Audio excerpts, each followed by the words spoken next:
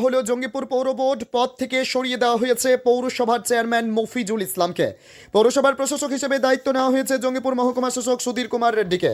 সেই সিদ্ধান্ত ঘিরে রাজনৈতিক মহলে তীব্র আলোড়ন সৃষ্টি হয়েছে। জানা গিয়েছে বিগত কয়েক মাস ধরেই জঙ্গিপুরের বিধায়ক জাকির হোসেন এবং পৌরসভার চেয়ারম্যান মফিজুল ইসলামের মধ্যে মতানৈক্য ক্রমশ প্রকাশ্যে আসে।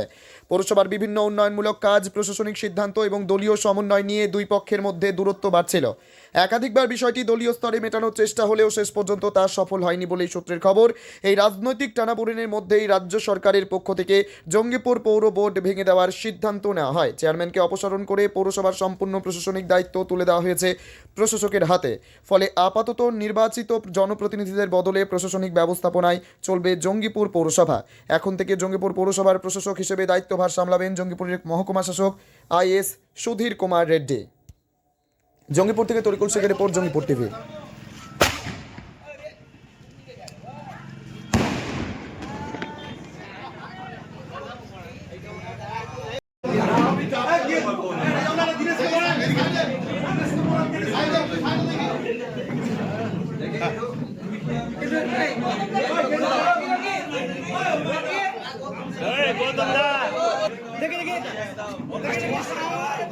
একটু দাঁড়াও না,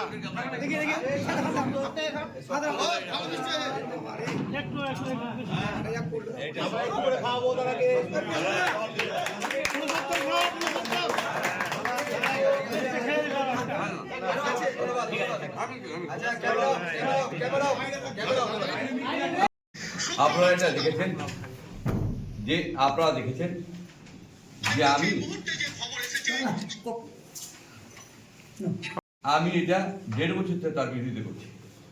কারণ হলো পুরসভা আজকের দিনে পুরপ্রধান অযোগ্য হয়ে গেছিল এবং আপনারা জানেন আমি 2021 সালে 17ই ফেব্রুয়ারি বম খেয়েছিলাম, অসুস্থ ছিলাম। অসুস্থর ফাঁকে যে দুর্নীতিগুলো হয়েছে, ড্রেন হয়নি ঠিক মতন, এলাকায় পরিষ্কার হয়নি, আবাসের দুর্নীতি এবং রাস্তাঘাটের দুর্নীতি এবং সাধারণ মানুষকে মৃত্যু লোকের কাছে টাকা দেওয়া হয়েছে এবং এগুলো আমি জানিয়েছিলাম ওপর মহলে। আমরা সবসময় সাধারণ মানুষের জন্য লড়াই করে এসেছি এবং জয় আমার নয়, এই 80,000 মানুষ জয়পুরবাসী তাদের জয়। আমি আশা করব সোমবার থেকে আপনারা নতুন চেহারা দেখতে পাবেন। কারণ আমি জনগণের সেবা করতে চেয়েছি। আমি চাই প্রতিটা সরকারি প্রকল্প সাধারণ মানুষের কাছে যেন পৌঁছায়। আমাদের কাউন্সিলররা আছে, যারা আছে তারা যে যেমন কাজ করবে সেরকম পার্টি অবশ্যই পাবে। আমাদের টাউন সভাপতি 2 জন আছে, আমরা চাইব টাউনের লোক রকম বঞ্চিত না হয়। অনেক গরিব মানুষ আছে, তারাকে বঞ্চিত না হয়। সেই কারণে আমি 1 বছর আগে দিয়েছি এবং লাগাতার আমি আন্দোলন করেছি যে আমরা মানুষের হয়ে কাজ করতে চাই এবং মানুষ যে সেবা পায়। কিন্তু আমরা প্রতিদিনই দেখতে পাই, আপনারা মিডিয়া ভাইরা খবর করেন 20 নম্বর ড্রেনে নোংরা জমা আছে, 20 নম্বর ওয়ার্ডে জল জমা আছে। আপনারা বলেন 2 নম্বর ওয়ার্ডে জল জমা আছে, আপনারা বলেন 12 নম্বরে জল জমা আছে। আপনারা বিভিন্ন প্রশ্ন করেন আমাকে, আপনারা প্রশ্নের উত্তর সবসময় দিয়েছি। কিন্তু আমি বলছি আপনাকে সোমবার থেকে নতুনভাবে নতুন সাজে আমরা সকল মিলে জঙ্গিপুরবাসী প্রতিটা মানুষের বুদ্ধিজীবী লোকের দায়িত্ব পড়ে এই পুরসভাকে সাজানোর। তারাও যদি এগিয়ে আসে এবং আমাকেও যে লীগের ভয়ে কাজ করতে এসডিওকে আমরা চাই লীগের ভয়ে কাজ করতে এবং জঙ্গিবাসীকে উন্নয়ন করতে। আমরা চাই জঙ্গিপুরকে এগিয়ে নিয়ে যেতে। কেমন লাগছে আজকে দেখুন আমার দীর্ঘ 1-1.5 বছরের লড়াই আজকে আমি সাক্ষী হয়েছি। আমার খুব ভালো লাগছে। আমার থেকে ভালো লাগছে আমার মনে হয় জনগণ, গরিব মানুষদের। আমি গরিব মানুষের ভেবেই সেইটা করেছি এবং আমার ভালো লাগছে। কারণ হলো আমি অপশাসন চাই না, সুশাসন চাই।